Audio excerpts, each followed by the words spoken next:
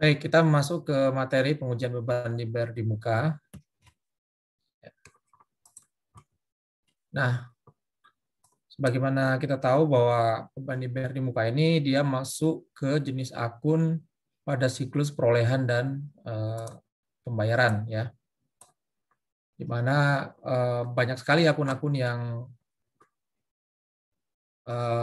terlibat ya atau ada di dalam siklus perolehan dan pembayaran ini. Kita kemarin sebelum UTS kita udah belajar tentang persediaan, perlengkapan, properti, plan, dan equipment gitu ya.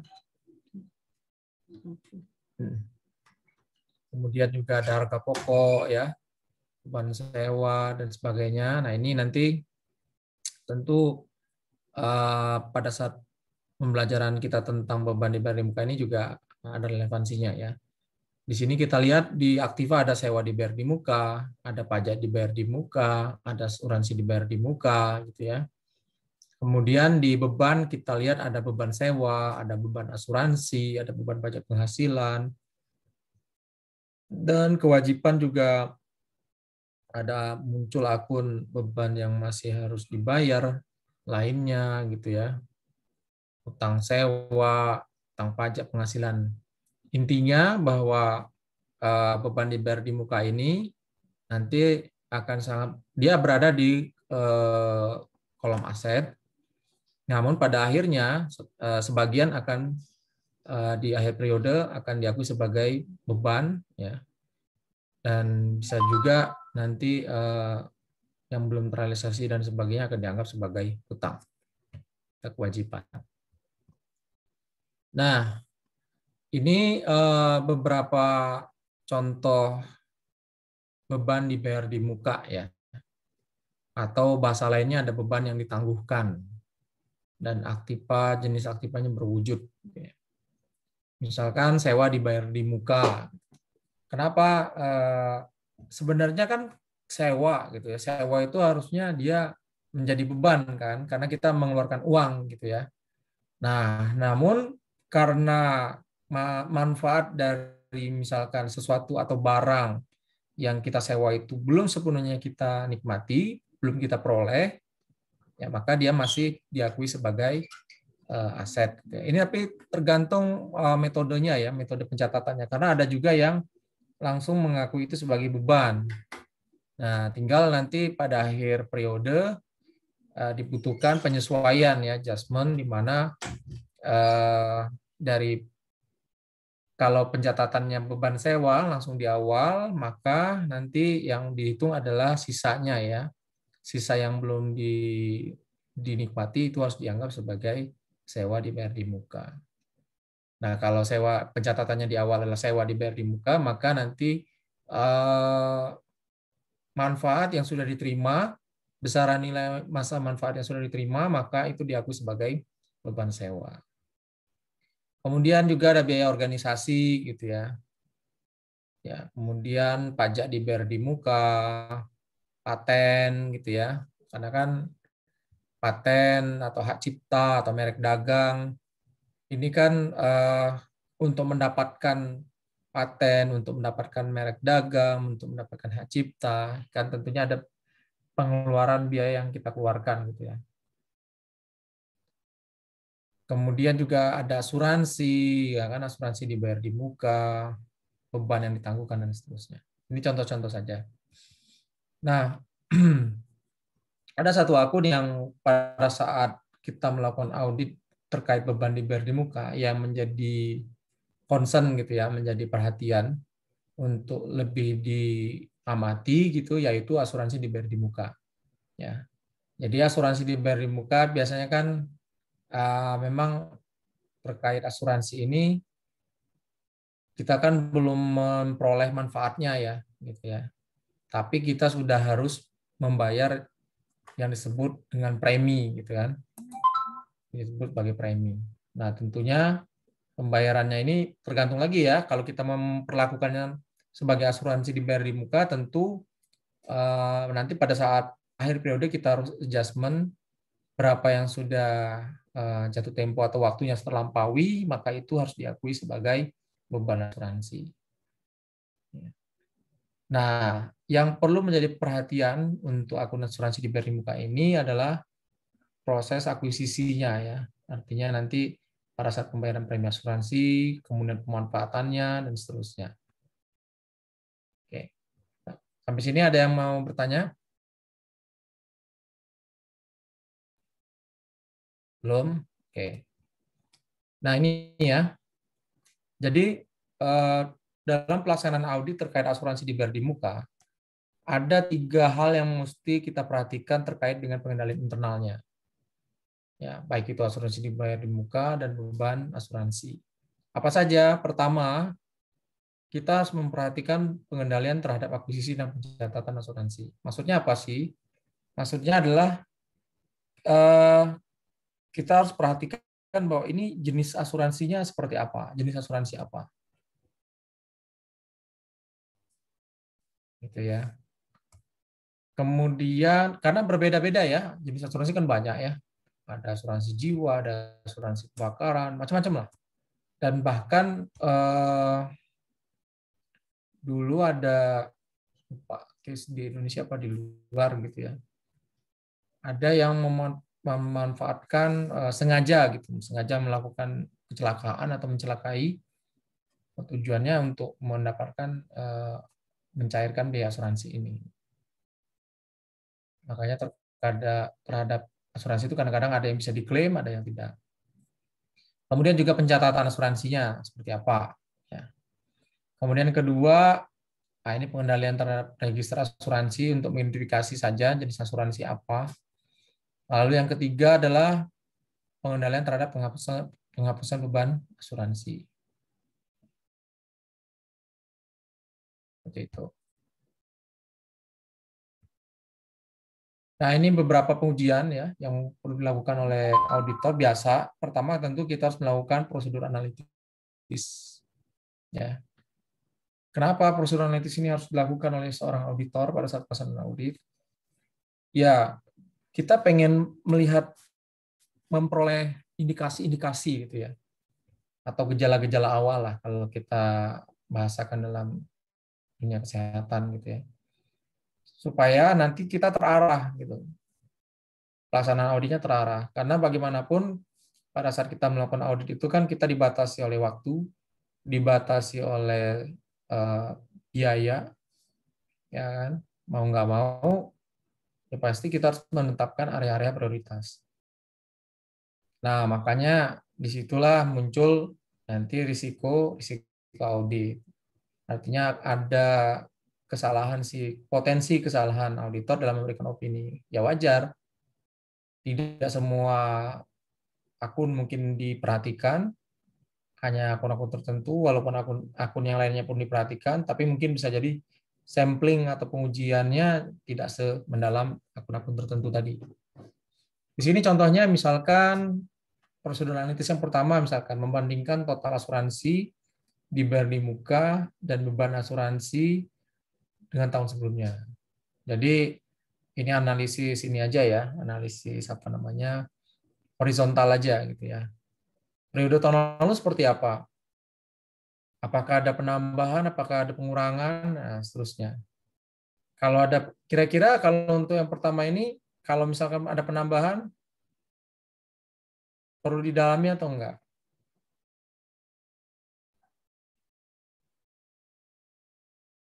Ada yang mendapat enggak?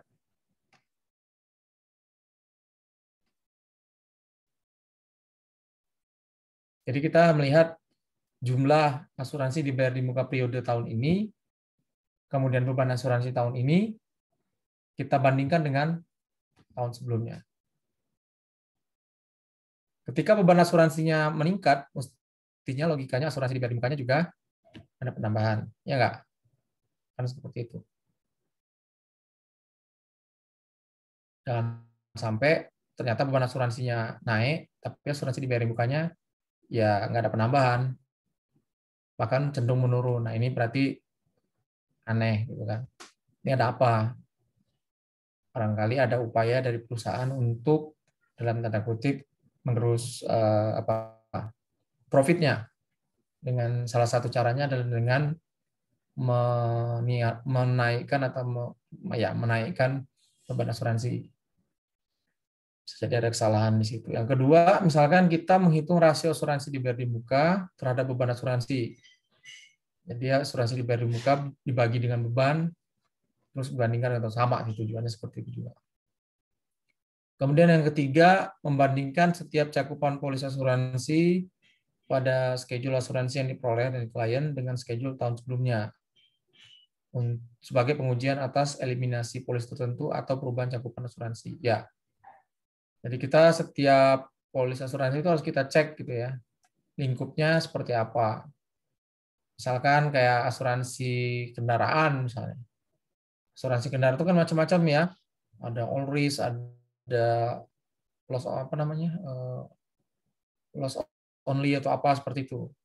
Nah, itu kan bisa jadi dia tahun pertama dia all risk, diserempet sedikit dan sebagainya, itu langsung diklaim, nanti jadi beban misalkan seperti itu. Tapi kalau yang loss only ya kejadian itu diserempet atau apa ya nggak masuk lingkup gitu. Nah, itu tentu mempengaruhi nanti apa namanya perhitungannya.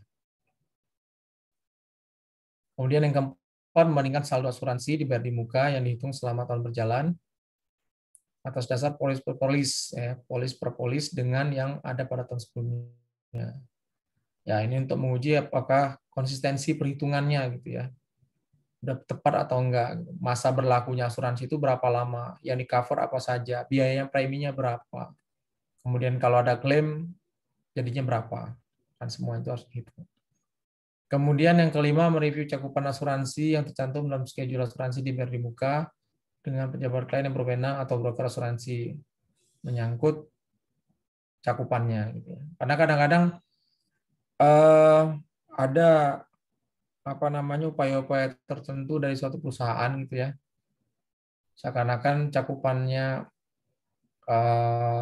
misalkan asuransi terhadap kecelakaan misalkan atau asuransi terhadap kebakaran misalkan. Sebenarnya cakupannya ya misalkan hanya menanggung terkait kebakaran pabrik saja misalkan seperti itu. Tapi di entah gimana caranya diubah misalkan mencakup hal yang lain. Nah, ini kan tentu akan mempengaruhi juga pembayarannya ya. Nah, ini beberapa apa namanya asersi ya, pengujian asersi dalam laporan keuangan terkait dengan asuransi dibayar di muka. Misalkan terkait asersi eksistensi dan completeness nih. Intinya kita pengen memastikan apakah asuransi itu benar-benar ada dan dokumennya didukung oleh dokumen yang lengkap. Ya, nah ini kan misalkan ini polis asuransi dalam jadwal atau schedule asuransi dibayar di muka benar-benar ada dan polisnya sudah dicantumkan. Apa yang harus dilakukan? Nah, di sini kita bisa memeriksa sampel faktur asuransi dan polis yang berlaku gitu. Dan nanti kita cross check, kita bandingkan dengan schedule asuransi dibayar di muka. Apakah schedule asuransi dibayar di muka itu sudah memuat semua faktur asuransi dan polis yang berlaku, atau jangan-jangan ada yang terlewat, yang belum dicatat. Atau bahkan itu sebenarnya faktur asuransi dan polis tersebut tidak ada. Berarti kan eksistensinya dipertanyakan. Kemudian juga kita melakukan konfirmasi informasi ke agen asuransi perusahaan untuk menanyakan ini benar nggak sih perusahaan ini punya polis asuransi ini. Jangan-jangan perusahaan itu ngarang-ngarang aja. Atau sebenarnya polis asuransinya sudah expire, sudah nggak berlaku lagi, tapi entah gimana dokumennya dirubah, misalkan seperti itu. Kemudian asersi yang kedua adalah tentang hak ya. Intinya semua polis asuransi yang ada dalam schedule asuransi dibayar di muka itu memang haknya perusahaan gitu ya. punya hak klaim semua gitu. Bukan tadi sebenarnya dia sudah tidak punya hak lagi karena sudah expire, misalnya sudah habis masa berlakunya.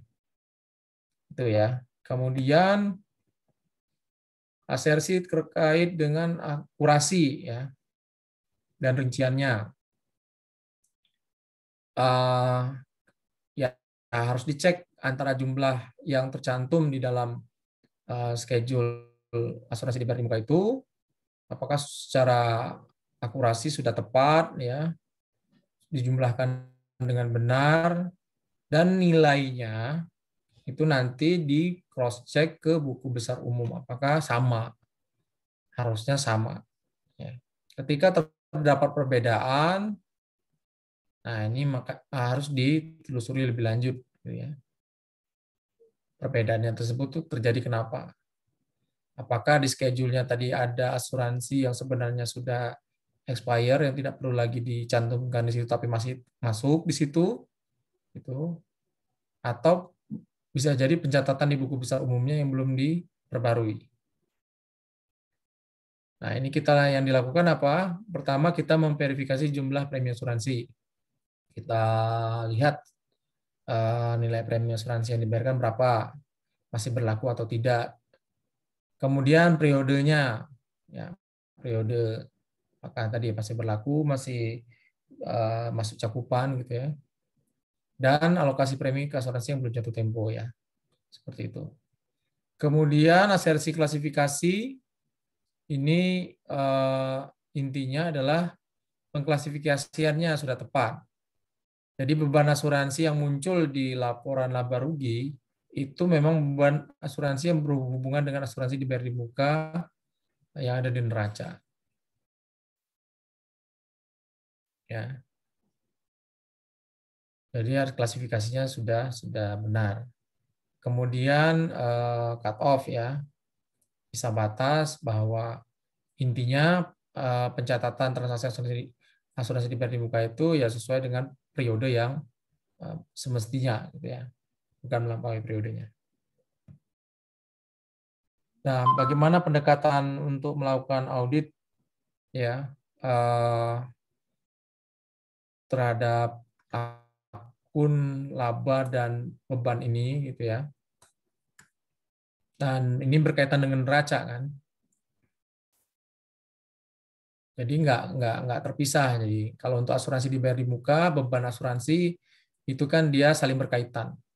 Sama dengan sewa dibayar di muka dengan beban sewa itu saling berkaitan. Sehingga kita tidak bisa hanya melihat salah satu laporan saja gitu ya. Kita harus mengkorelasikan antara akun-akun yang ada di neraca, akun-akun yang ada di laporan laba rugi dengan akun yang ada di neraca. Nah, disebutkan di sini salah saji akun laporan laba rugi pasti akan mempengaruhi akun neraca atau sebaliknya. Karena mereka berkaitan ya. Kita udah tahu kemarin misalkan contoh piutang saja misalkan contoh. Piutang. Piutang itu nanti berpengaruh ke akun apa di laba rugi?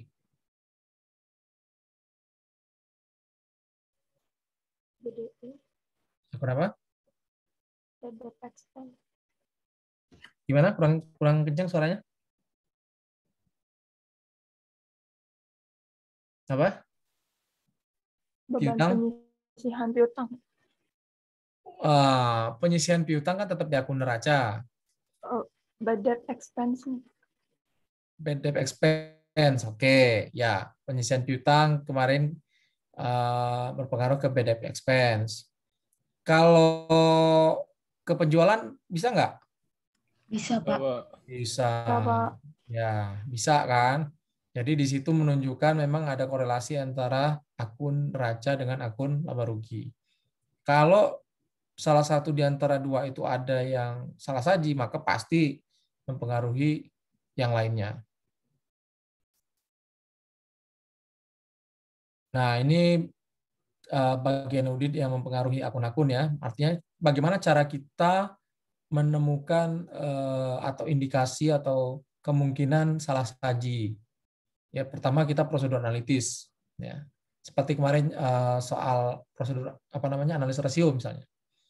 Ketika kita dapati quick ratio, quick ratio perusahaan kita lebih tinggi dibandingkan perusahaan sejenis di industri yang sama. Secara sekilas kita akan berkomentar bagus dong gitu kan. Berarti kan kemampuan perusahaan kita melebihi perusahaan-perusahaan lain di industri yang sejenis. Tapi di sisi lain kita juga harus menaruh skeptis, curigaan. Bisa jadi ada lebih saji nih di akun yang berkaitan dengan quick ratio. Apa saja itu? Ya mungkin kas gitu ya, mungkin piutang yang lebih saji, gitu. Ya kan? Karena kan aset ya quick ratio kan ya. Nah, seperti itu. Atau yang lain. Nah ini kan prosedur analitis. Kita bisa menemukan indikasinya dari prosedur analitis. Yang kedua, tadi kita melakukan pengujian pengendalian dan pengujian substantif ya atas transaksi. Jadi kita uji dulu ini pencatatannya asuransi ini, misalkan contoh asuransi misalnya. Asuransi ini apakah memang benar-benar dibutuhkan oleh perusahaan ini atau tidak? Real atau tidak gitu loh. Jangan sampai ini asuransi-asuransian gitu. Cuma sekedar untuk memunculkan komponen biaya di neraca dan nanti memunculkan komponen beban di laporan laba rugi. Padahal sebenarnya perusahaan nggak butuh gitu. Kemudian pengujian substantif tentunya mendetil ya, perhitungannya sudah benar atau tidak, didukung oleh dokumen yang memadai atau tidak, bisa batasnya sudah jelas atau tidak, dan seterusnya. Kemudian juga kita pengujian atas rincian saldo. Ini biasa ya. Nah ini beberapa metode prosedur analitis untuk akun pendapatan dan beban kayaknya juga sudah kita pelajari ya sebelumnya. Tadi membandingkan masing-masing beban dengan tahun sebelumnya, tujuannya adalah untuk mendeteksi kemungkinan adanya salah saji ya berupa understated ya, kurang saji saldo di dalam akun beban, atau sebaliknya lebih saji. Ya kalau terkait asuransi, sewa gitu ya, kalau bebannya meningkat dibandingkan periode sebelumnya, seharusnya ada penambahan yang sama terjadi di akun neraca berkaitan dengan akun sewa dibayar di muka atau asuransi dibayar di muka. Kemudian ini membandingkan masing-masing aktiva dan kewajiban dengan tahun sebelumnya ya.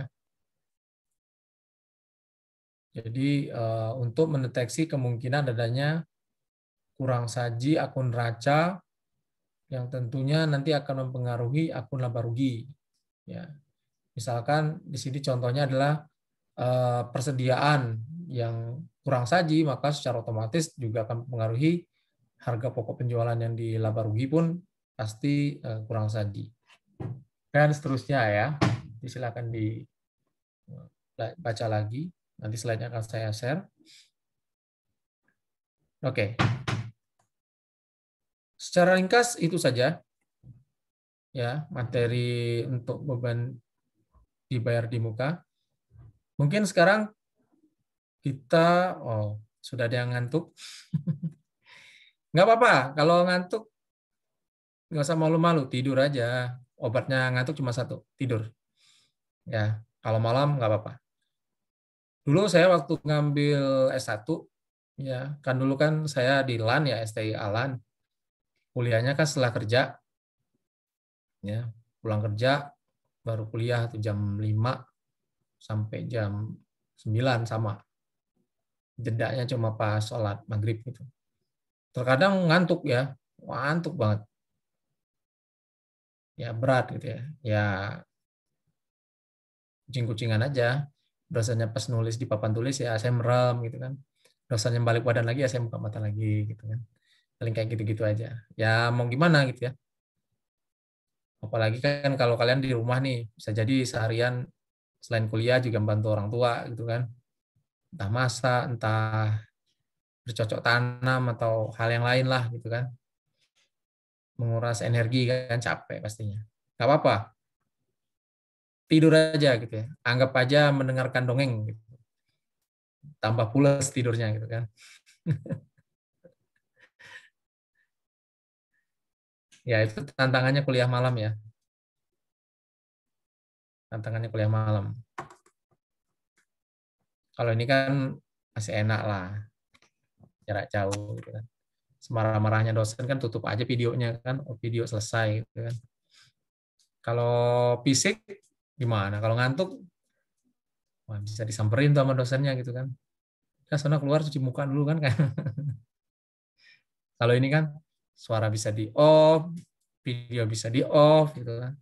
Terserah Bapak mau ngomong apa gitu kan. Saya mau tidur. Ya. Ya ini makanya saya tuh berharap nggak perlu lama-lama lah tatap muka gitu loh. Lebih senangnya tuh kalian belajar mandiri, kerjakan tugasnya gitu. Cuma terkadang tuntutan dari lembaga minimal tatap muka 1 jam gitu, atau 1,5 jam. Ya boleh aja sih gitu ya, nggak apa-apa. Cuman bosan juga gitu ya. Saya aja ikut rapat kalau cuma dengerin doang ya, 1 jam itu udah rasanya udah lama banget tuh. Udah lama banget dengerin, kapan selesainya ya. Gitu. Dengerin doang tapi ya. Tapi kalau ngomong enggak gitu ya. Kalau ikatan ngomong ya berasa udah 2 jam ya gitu. Ya kan ngomong gitu. Kalau dengerin doang kan, aduh. Atau sambil nonton main game atau segala macam nggak apa-apa gitu. Ya, nggak usah malu-malu lo ya yang ngantuk tidur aja.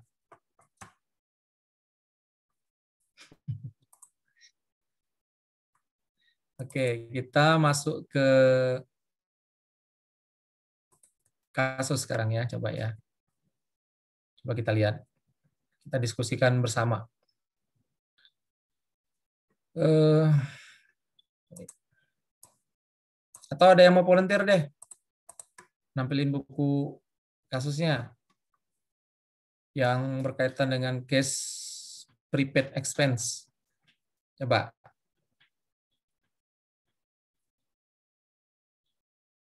Biar kita kerjakan sama-sama bareng-bareng aja diskusi di sini.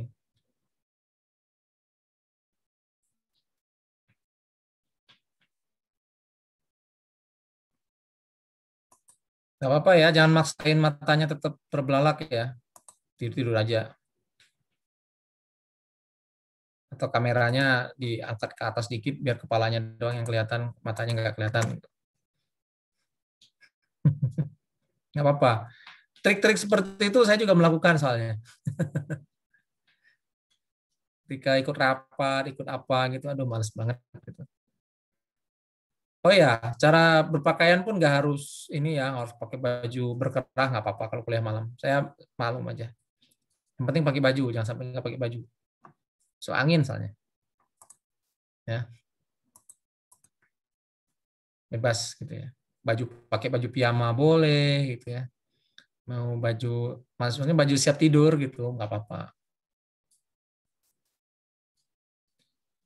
Ada volunteer mau ini menayangkan Apple Blossom prepaid expense itu di halaman berapa ya? Oke, assignment 5 ya. Assignment 5 halaman 155.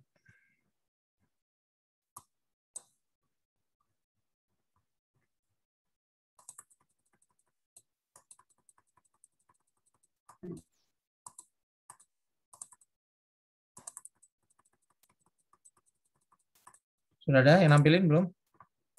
Belum. Ini bukunya aja kan, Pak? Iya, bukunya aja. Saya izin share screen ya, Pak. Oke.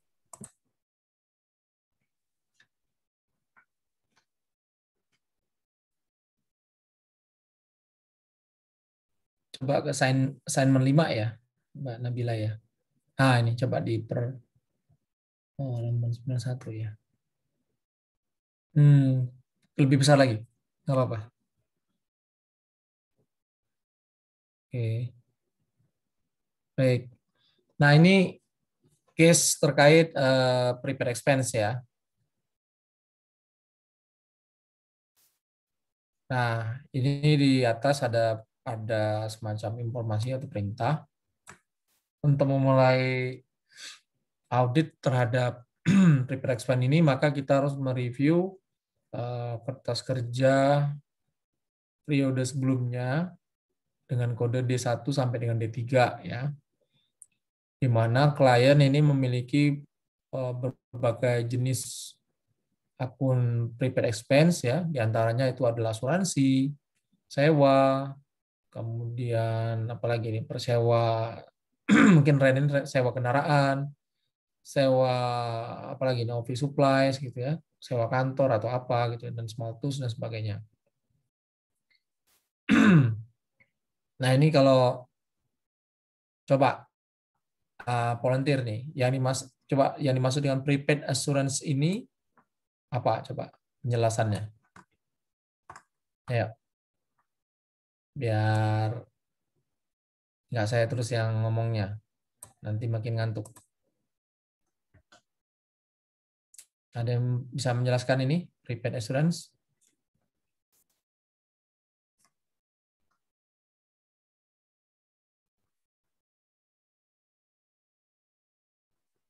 Atau saya tunjuk aja? Saya tunjuk aja ya. Jadi biar Mbak Iren coba. Prepaid assurance. Ya, coba dijelasin nih prepaid assurance ini. Dari bacaan sini aja. Kira-kira apa sih ini prepaid assurance? Kan tinggal baca aja ini. Cuma dibahasakan Indonesia.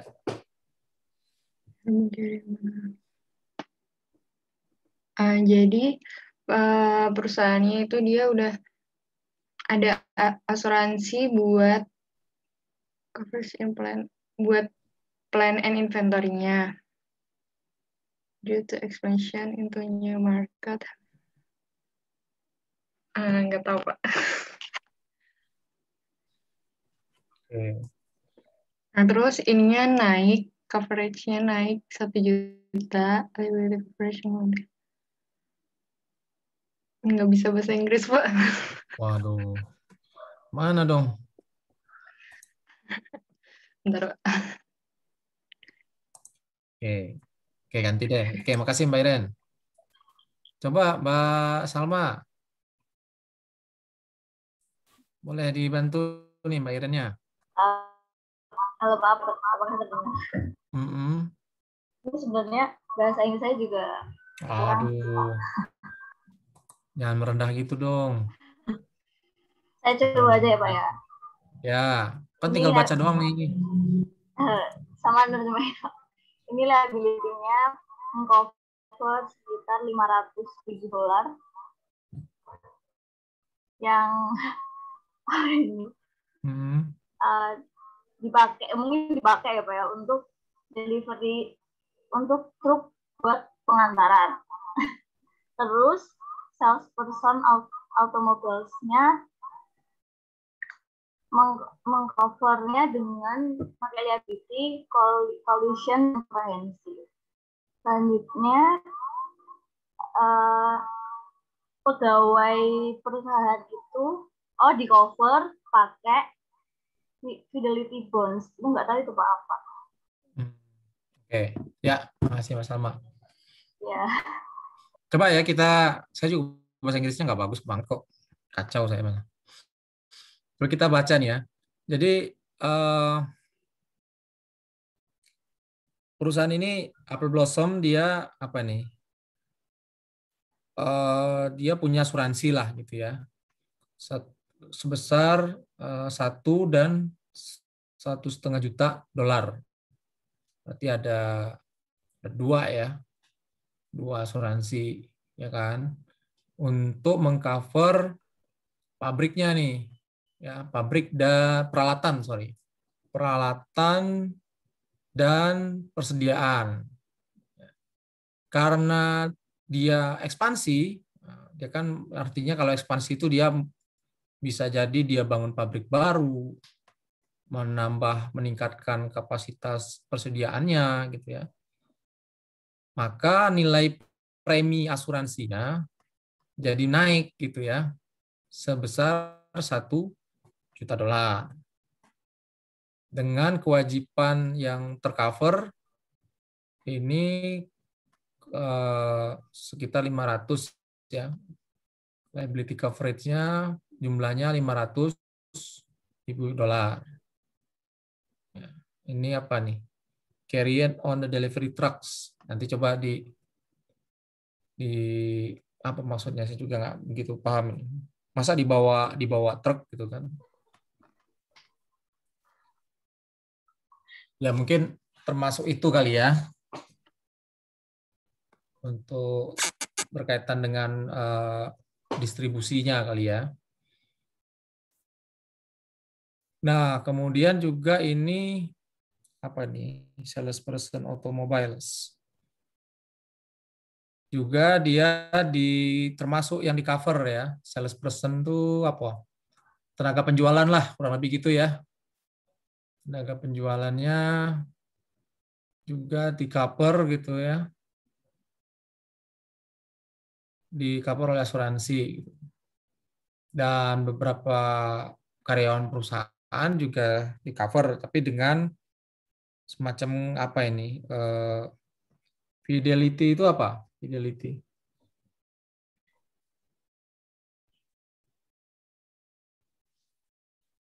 Nanti dicari. Nah, di sini kita sebagai auditor diasumsikan punya kemampuan nih untuk mampu membaca semua polis asuransi, ya. Khususnya yang berkaitan dengan area yang di cover. Kan kadang-kadang gini, asuransi itu kan seperti tadi misalnya asuransi jiwa misalnya kan, atau asuransi kesehatan lah contohnya. Asuransi kesehatan itu kan pasti ada batasan-batasannya ya. Penyakit apa yang dia cover, penyakit apa yang dia tidak masuk, tidak di cover kan, seperti itu. Nah, sama seperti itu juga ya, syarat dan ketentuan yang berlaku, gitu. Kemudian nilai premi dan seterusnya.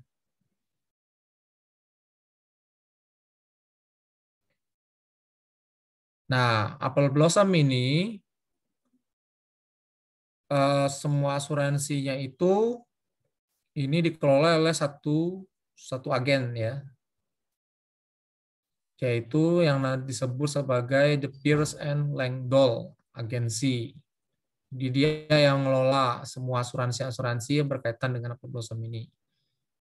Nah, kemudian kita diminta untuk melakukan konfirmasi dan sudah menerima juga jawaban konfirmasi dari agensi tersebut terkait seluruh polis asuransi ya, dan sudah ada di kertas kerja sebagaimana schedule D2.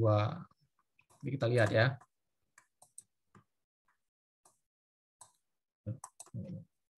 Oke, berikutnya boleh diturunkan. Nah, selain asuransi, dia juga ada sewa dibayar di muka. Ya. Jadi Apple Blossom ini dia leasing nih ya. Dia leasing dari perusahaan namanya United Properties.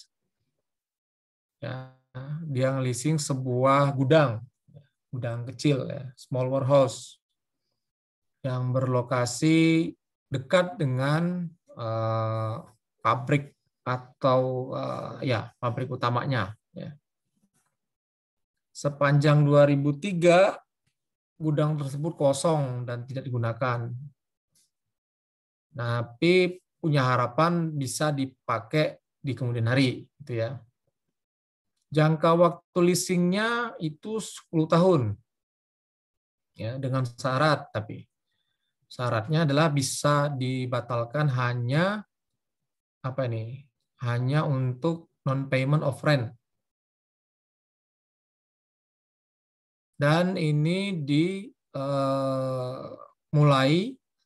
sejak tanggal 1 Mei 2000. Berarti udah berjalan kurang lebih 3 tahun berapa bulan gitu ya. Di mana biaya sewa 2 tahun pertama itu sebesar 7.500 US dollar. Ya, yang harus dibayar di awal setiap tanggal 1 Mei. Ya. Dimulai dari 1 Mei 2000. Nah, kita diasumsikan bahwa kita selaku auditor sudah melakukan pengujian terhadap leasing dan melakukan vouching secara detail pada audit tahun yang lalu. Kemudian berikutnya lagi terkait office supplies and small tools. Jadi Apple Blossom ini dia beli beberapa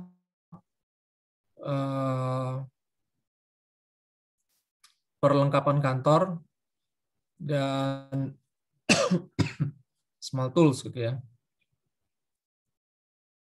Di mana ini bookkeepers langsung mendebit office supplies dan small tools itu ke dalam akun office supplies inventory and small tools inventory. Jadi langsung diakui sebagai persediaan.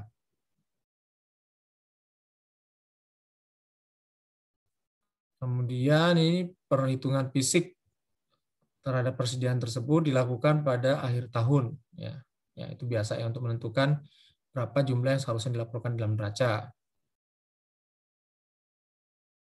Sekaligus juga untuk menentukan berapa besaran beban pada periode tersebut yang harus dicatat berkaitan dengan office supplies and small tools. Nah, kita pada tanggal 1 Januari 2004 selaku auditor sudah melakukan pengamatan terhadap office supplies and small tools inventory dan menemukan bahwa hasil perhitungan office supplies and small tools inventory jumlahnya untuk office supplies itu $9.964, kemudian small tools itu $6.541. Lanjut. Oke, geser ke sini. Apa yang diminta? Yang pertama,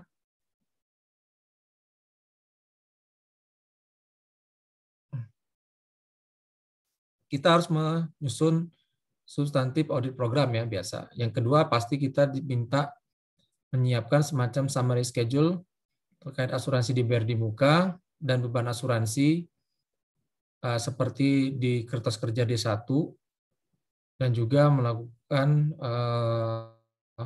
hal seperti di schedule D2.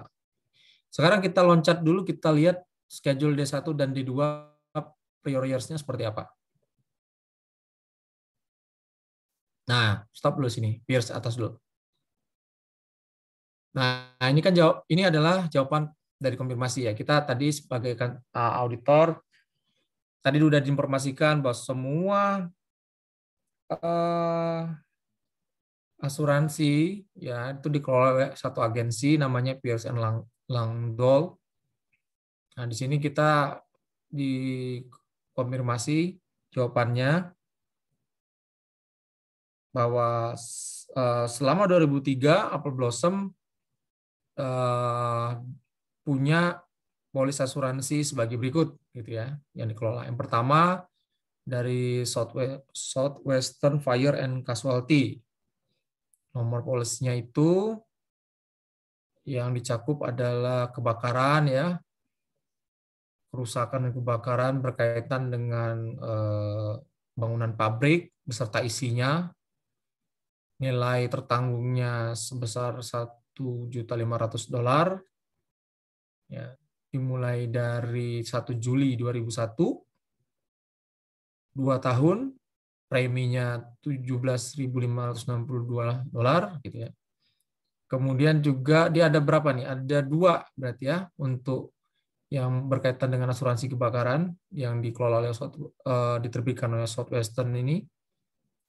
Yang pertama polis 4628 strip part 1 strip 8001, yang kedua 4628 strip part 1 8002. Sama gitu ya. Jenisnya sama terkait kebakaran gedung pabrik dan beserta isinya. Cuma nilai tertanggungnya ini lebih besar, $2.500, $2.500.000. Tapi mulainya tanggal 1 Juli 2003, 2 tahun dengan premi 31.250. Dan seterusnya ya, yang termasuk yang bawah juga, ini outline assurance group. Ini terkait asuransi kendaraan nih, truk ya maksudnya, terkait truknya nih, truk liability. Jadi yang kedua ini asuransi berkaitan dengan kendaraan, truk. Kemudian yang ketiga ini apa nih? Dari state mutual ini asuransi berkaitan dengan public liability. Apa ya? Nah, saya nanti di ini lagi ya, begitu paham juga ini. Kemudian American Fidelity and Casualty ini berkaitan dengan karyawannya ya. Asuransi karyawannya. Oke, ini jenis-jenis asuransi yang dimiliki oleh perusahaan. Yang perlu kita perhatikan apa di sini? Ingat kita ada di tahun berapa nih? Kalau di buku ini kita ada di tahun 2004 dan kita akan mengaudit laporan keuangan tahun 2003. Yang perlu kita perhatikan di sini adalah tanggal mulainya ini ya. Tanggal mulainya. Ada yang Juli, ada yang Maret, ada yang Oktober, dan seterusnya. Karena nanti itu akan mempengaruhi besaran nilai beban asuransinya. Ya. Tentu berbeda ya perhitungannya. Lanjut, terus apa lagi? Kita lihat yang D1 sampai dengan D3-nya, atas kerjanya. Ada nggak? Kayaknya di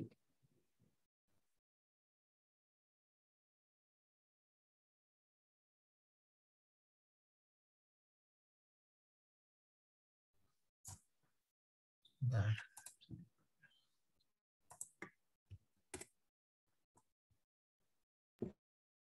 Ini udah Pak, tapi Gimana? yang ini udah Jadi 165.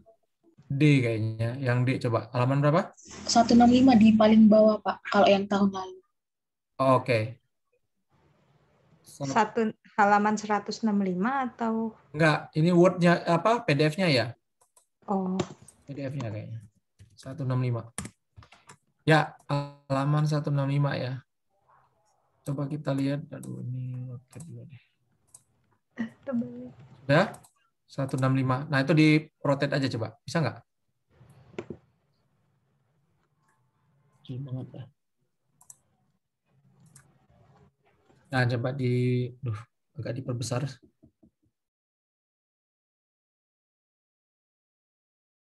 Nah, ini yang disebut sebagai daftar tadi ya, schedule. Nah, daftar schedule terkait asuransi. Ya, coba kita lihat. Bisa diperbesar lagi, Pak? Oke. Nah, kita lihat di sini kan ada kolom insurer, itu artinya perusahaan yang menerbitkan polis asuransinya. Kemudian ada policy number, itu nomor polisnya. Type of coverage, ini jenis asuransinya apa. Jadi ada yang kebakaran, ada yang tadi kendaraan, ya, ada yang berkaitan dengan karyawannya. Amount of coverage, jadi nilai tertanggungnya berapa. Geser lagi ke kanan. Nah, ini jangka waktunya, term of coverage, dari kapan sampai kapan. Kemudian preminya berapa, ya kan? Preminya. Kemudian ke saldo awalnya berapa, premi yang harus dibayar berapa.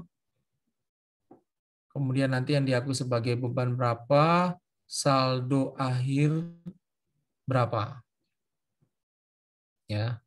Saldo akhir berapa ini tentu ini yang dianggap sebagai asuransi dibayar di muka. Coba kita turun ke bawah, itu ada kode R. R itu apa? B itu apa? Coba. Nah, ya. Itu bukan R ya, apa sih namanya?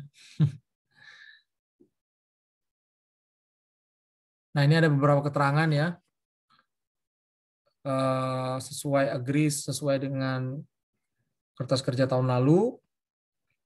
Examine insurance policy. Oke, kemudian detail confirm by insurance. Nah, ini yang C ya. Yang C itu memang hasil konfirmasi kita ke agen asuransi. Kalau yang R itu hasil perhitungan yang dilakukan oleh auditornya ya, recalculate.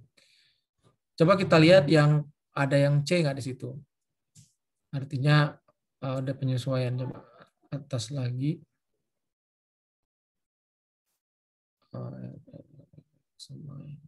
Nggak ada ya? Nggak ada. Oke. Nah, berarti untuk yang kalau kita perhatikan yang expense, yang menjadi beban, di situ kan kodenya adalah R semua ya.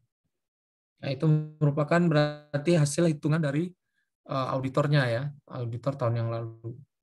Jadi dihitung, nah di sini kan misalkan 8781 misalnya. Nah, ini kan dimulainya dari tahun 2001 ya. Bayaran premnya tadi berapa? 13, aduh angkanya jelek, nggak kelihatan ya.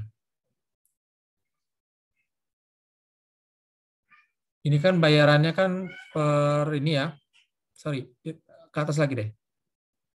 Nah. Oke. Ini berapa angkanya nih?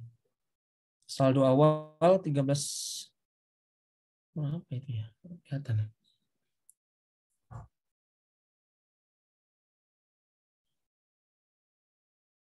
Saldo awal, premi yang dibayar, saldo akhir 1, terus coba geser ke kanan, Pak. 4.900, sebentar. Berapa tuh jadinya? Harusnya itu ya. 8.781 ditambah 43 ya itu ya. Oke, 13.171. Jadi pada tanggal 31 Desember 2012 ya. Saldo asuransi dibayar di mukanya adalah sebesar 13.171.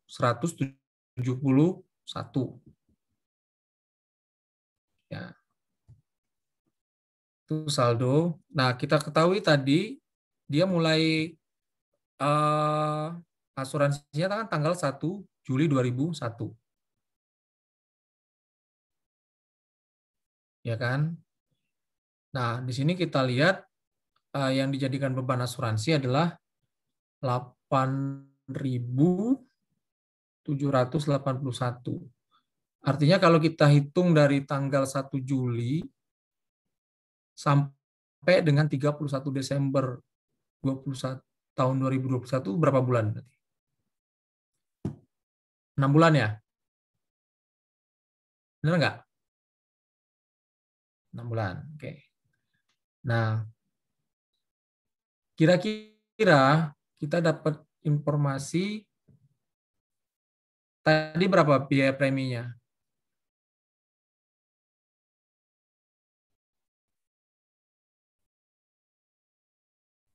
Balik lagi ke, aduh, bentar ya. 17.562, Pak. 17.000 ya? Iya. Sebentar ya. Tadi terkait, mana tadi yang jawabannya? Ah, ini dia. 17.562 ya. Preminya kan? Nah, kalau kita lihat di sini, di sini sudah ada 13.171. Bentar. 13.171 dikurang berapa tadi? 17.562. Oke. 4.391. Ya. Selisihnya berarti 4.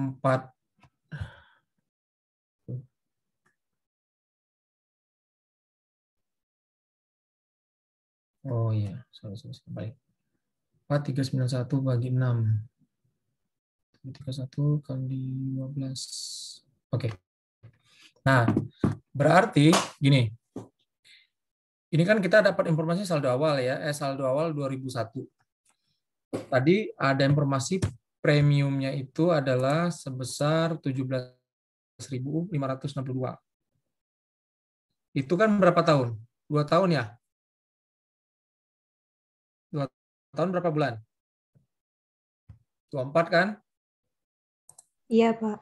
24. Oke. Kita bagi 24. Dapatnya berapa? Sekitar 731,75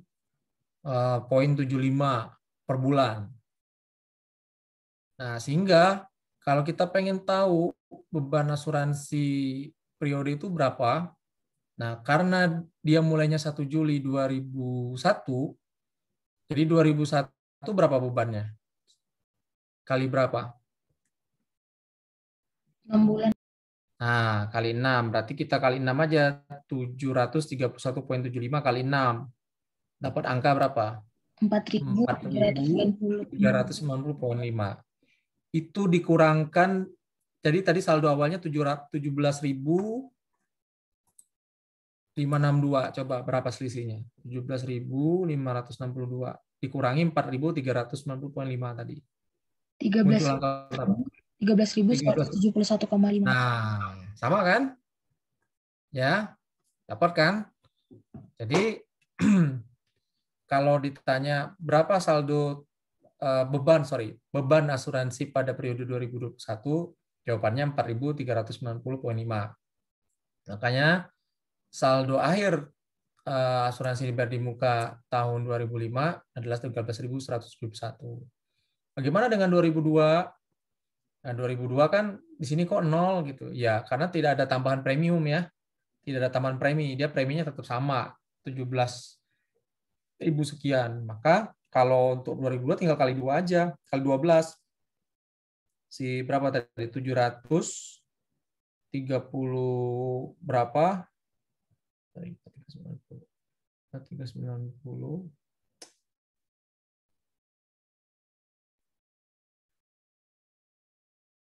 Ya, 731 tadi kali 12 misalnya. Dapatlah angka 8781 ini. Pokoknya kurang lebih seperti itu. Ya. Gampang kan ya? Perhitungannya kan nggak ribet. Jadi total preminya yang dibayar berapa dibagi dengan lama waktu yang di cover. Cuman yang perlu jadi perhatian seperti saya sampaikan sebelumnya tadi adalah tanggal mulainya. Tanggal mulainya. Itu yang harus jadi perhatian. Karena itu pasti akan mempengaruhi perhitungannya. Nah, kemudian kita pindah geser ke kertas kerja D2 deh. Coba. D2. Ini udah bisa dipahamin lah ya, sederhana kok. Model perhitungannya seperti itu saja. Di rotate lagi yang D2. D2 ya. Sorry. Nah, terus di bawah. Oke. Ya. Oh, ini cuma jawaban dari itunya aja ya. Nah, ini kan yang 50K, 100K, 10K itu nilai ininya ya. Nilai apa? Nilai asuransinya. Coba geser lagi ke D1 deh, Pak. Coba kita lihat. Ya. 50K, 100K, 10K, ya kan? Nanti tinggal dibagi berapa lama durasinya, dikali berapa gitu. Terus ada lagi nggak? D2, D3? Apa? Oke, ini D3-nya apa nih? Set.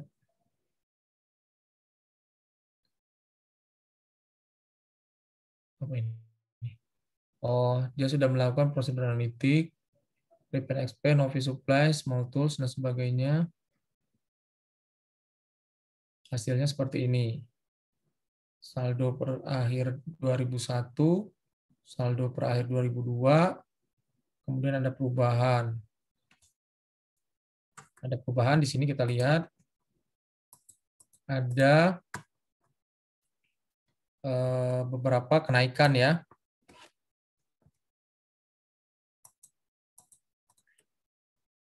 Ada penambahan kan di situ.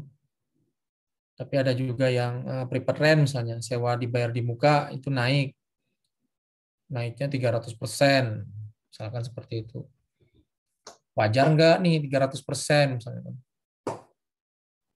Apakah gedung atau apa yang disewanya bertambah jumlahnya atau seperti apa? Small tools dan sebagainya. Terus yang belakang geser lagi sebelah kanannya.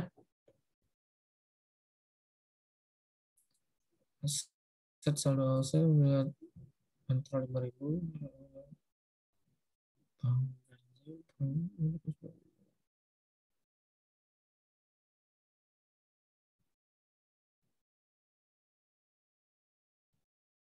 Ini terkait agreement apa leasing ya. Leasingnya di terus dollar change material situasi peningkatan penjualan dan pasif.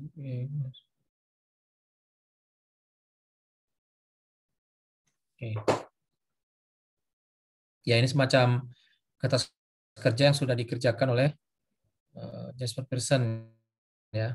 Terus bawa lagi ada lagi? Ada lagi nggak? Ini apa ini? Ini masih berkaitan nggak atau udah berbeda? Oh masih. Coba. Satu oke, saldo. Penambahan. Disposal, saldo. Oh, oke. Share market holding. Statement. Oh, bukan. Ini udah terkait ini saham ya, securities. Jadi cuma yang ini aja ya.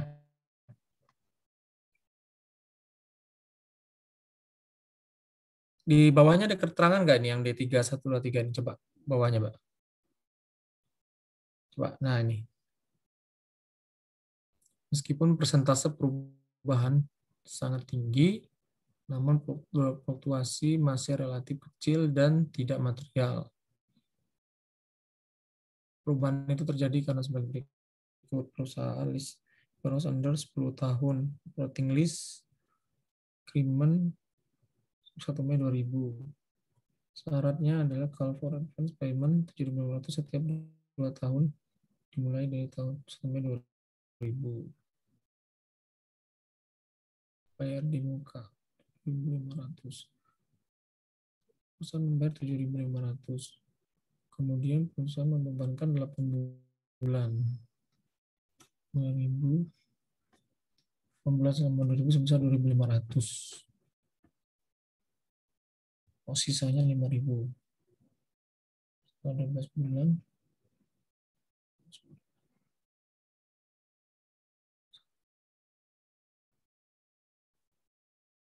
Oke, 2000-an. Oke. Oh, jadi kira-kira maksudnya apa nih? Prepared rent ini. Maron Vinka.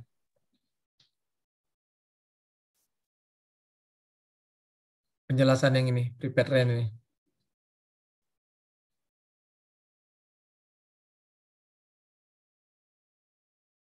Coba. Jadi kan kalau kita lihat di atas tadi kan prepared rent-nya naik 300%.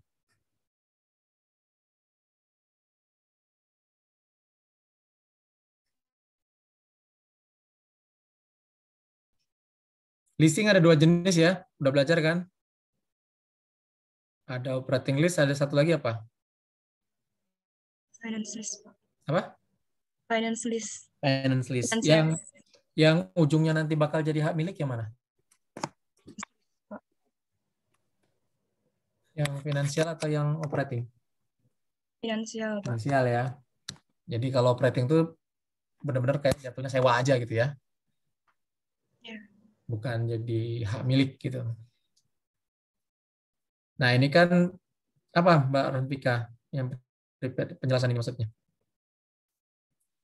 Jadi perusahaan membeli suatu gudang untuk kegiatan operasional selama 10 tahun gitu ya.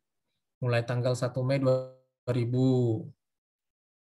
Nah, syarat kesepakatannya ini nanti dia bayar perusahaan akan selalu bayar di muka 7.500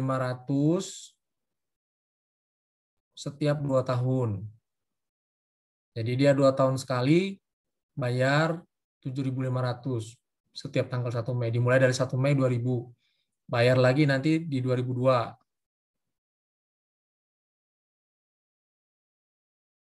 Nah, untuk beban sewa selama 2000, karena ini 1 Mei, berarti kan 8 bulan. 8 bulan, 7.500, tadi kan untuk 2 tahun, berarti 7.500 bagi 24. Coba, 7.500 bagi 24. Dapat angka 312,5 kali 8. Makanya dapat angka 2.500. Itu untuk beban di tahun 2000. Sisanya 5.000 itu nanti untuk 16 bulan. Tapi kan 16 bulannya ini melewati diantaranya adalah tahun 2001.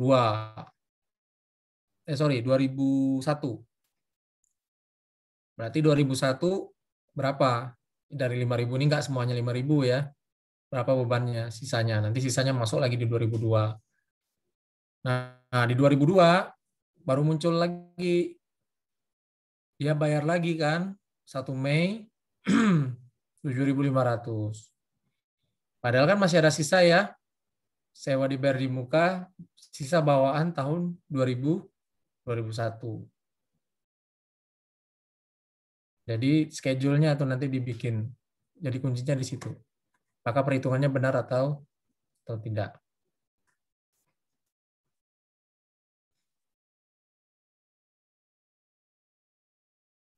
Oke. Balik ke soal lagi, coba. Balik ke yang soal assignment 5.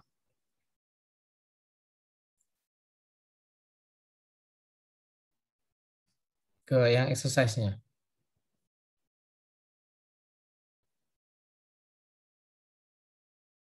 Geser kiri.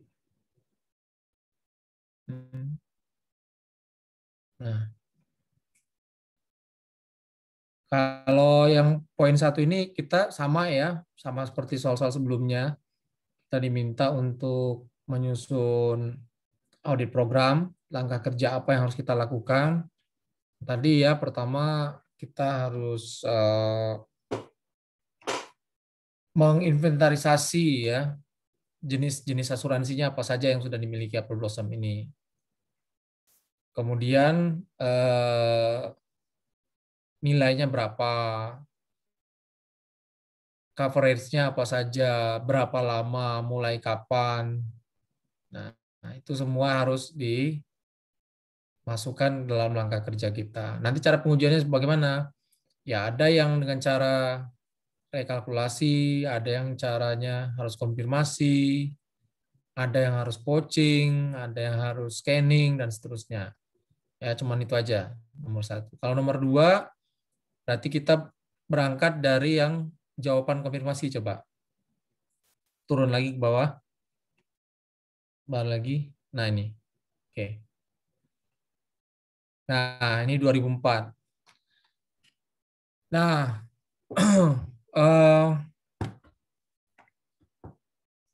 sebenarnya sama ya, kayak yang sudah tadi.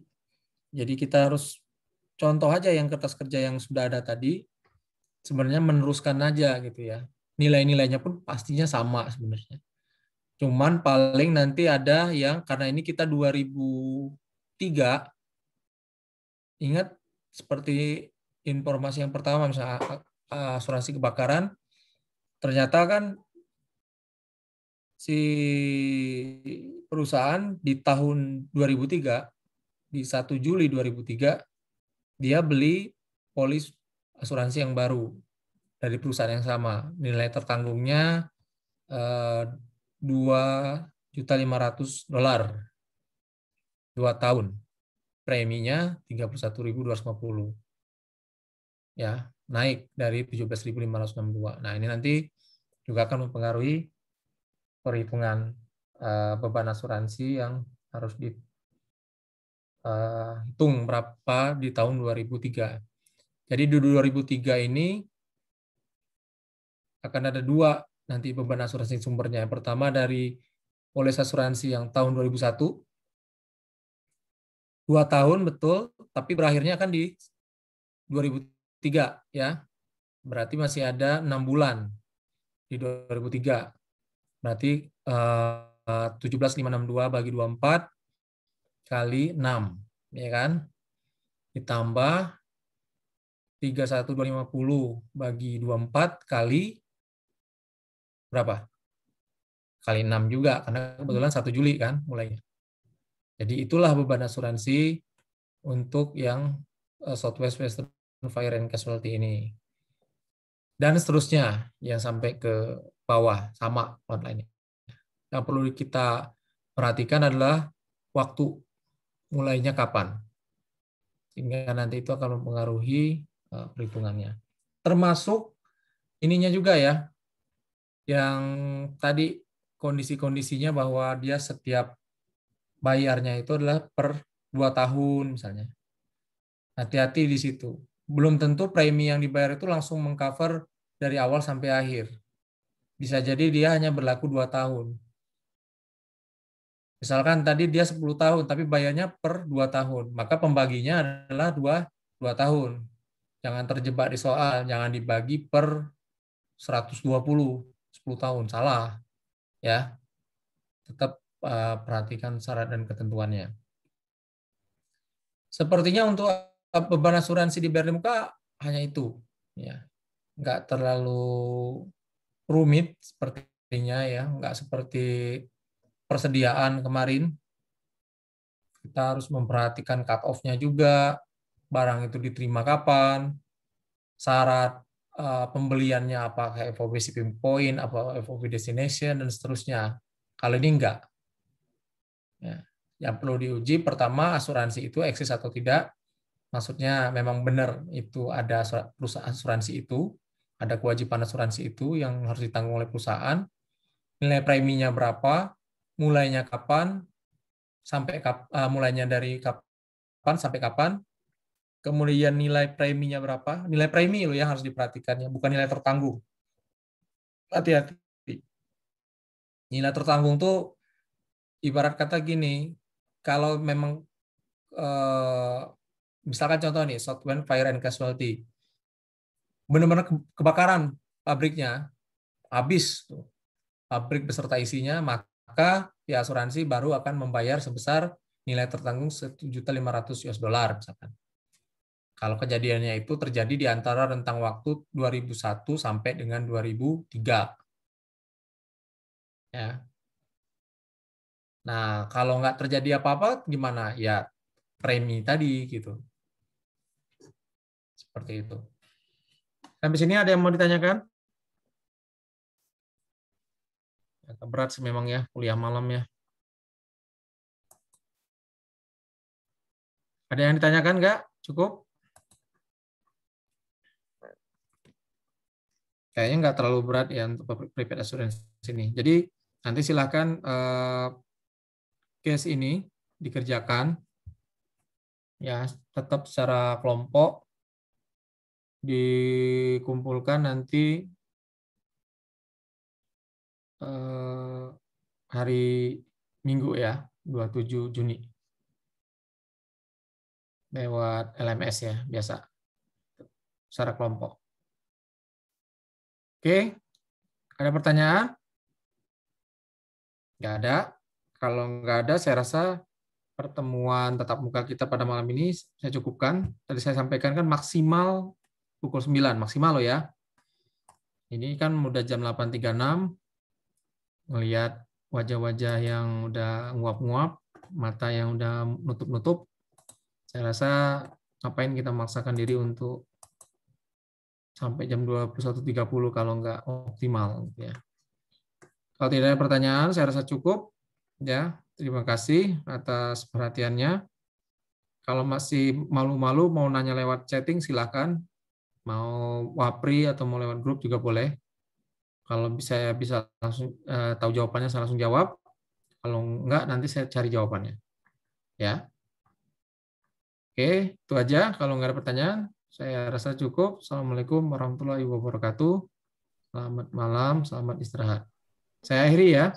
Terima kasih, Oke. Pak. Terima kasih, Pak. Terima kasih, Pak.